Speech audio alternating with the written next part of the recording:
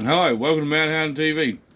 So today we're going to revisit the H1 Hurtle with an actual review, because last time was a bit of a quick unbox and I was pretty keen to get into it.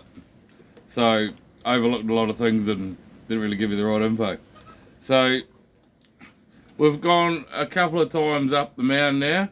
As you can see, we've ditched that back wheel on the back already. Just out of weight distribution, it was rolling over just too much. So we'll go over the highs and lows a little bit.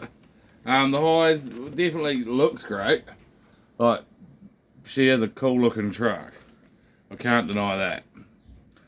We've got lights. They're pretty cool.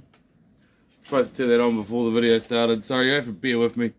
This is a one-shot wonder. I haven't figured out how to do edits yet. But the lights are cool. The tyres for a ready to run, surprisingly soft. Like, I'm quite happy with that. What else we got? The hard body plastic. That's going to help it survive the mound a bit, because we like to get pretty rough around here. The metal chassis. Now, I said something about it being an alloy metal mix or something, because I wasn't too sure. I'd watched a couple of the other reviews and stuff, and that was kind of misleading a little. But you put a magnet on there. This is a real strong magnet, and that's not a strong bind, but it's magnetic.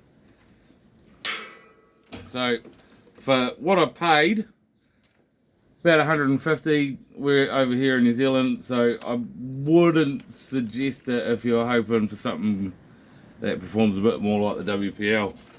But I never really got this with the intent of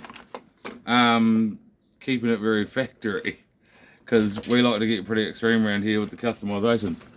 But those metal drive shafts are good. The diffs seem real nice. I quite like it, to be fair, for what it is. But it's all proportional, so that's good too. The motor seems to have a fair amount of power, and the variable speed's pretty cool, but it's only electronic, so it doesn't really change much. Well, it stops it from bogging down real bad when you're in high speed. So now we'll go into the lows a little bit.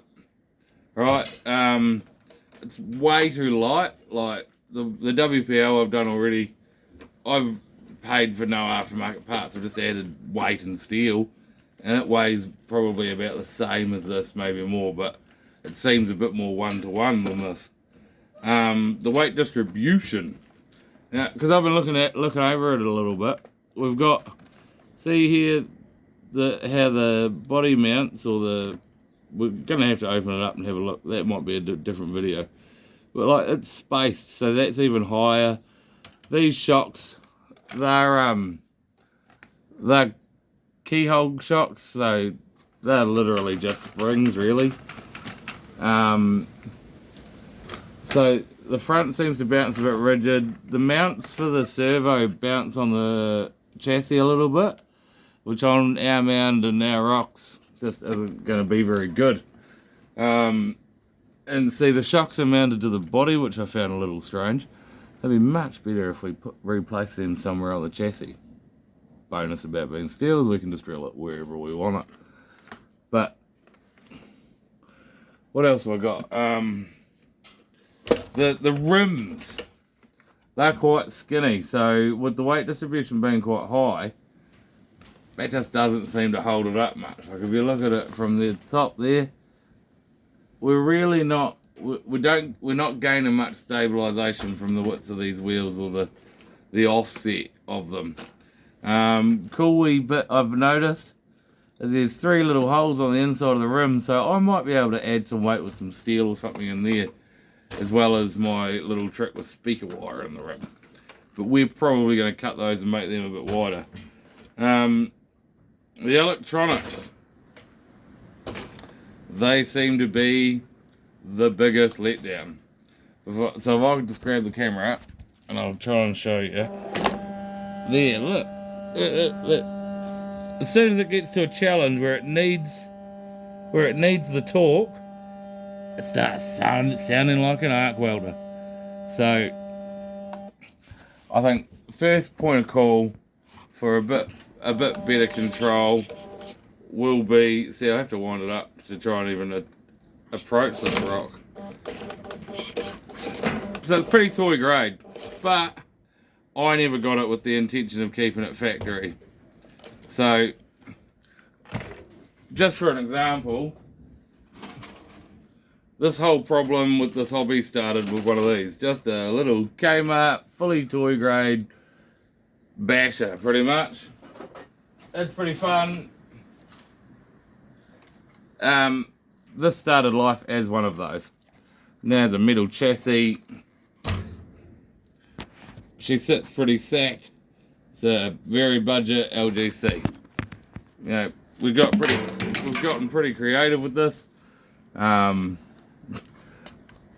Tattoo needles that were expired for a steering rack, but now we have pretty good turn, widened wheels, etc, etc. Needs electronics, but this thing's become unreliable as hell, and every run she needs something fixed. So we're probably going to pinch those shocks, put them on this old girl, start looking at how to lower the gravity and maybe make it a little bit LGC-ish.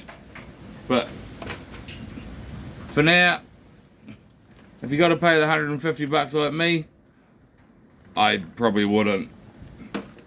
But if you want to get it to use it as a base to play around and get some customizing on, sure, be willing to spend a bit more. But yep, that's what we're going to do next. So now that I've finally made the review, I can get into pulling it apart and getting into it a bit more. I'll try and record that with a bit of a time lapse or something, so I can sort of show you the level of customization we get into around here. But I hope that helps. H1 Hurtle, wouldn't not recommend it if you can get it over wherever you are for a much more reasonable price. I think they're only like 50-60 bucks everywhere else. So give it a like, subscribe, holla peeps, peace.